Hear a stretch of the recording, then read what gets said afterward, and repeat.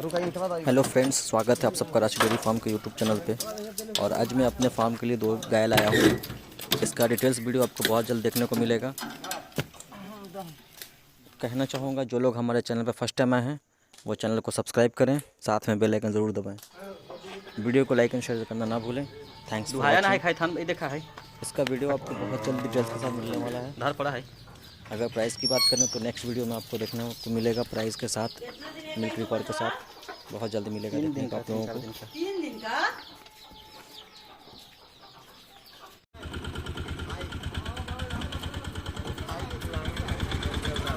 यही गाय का खोआ फाड़ के खाई खिलाया जाएगा।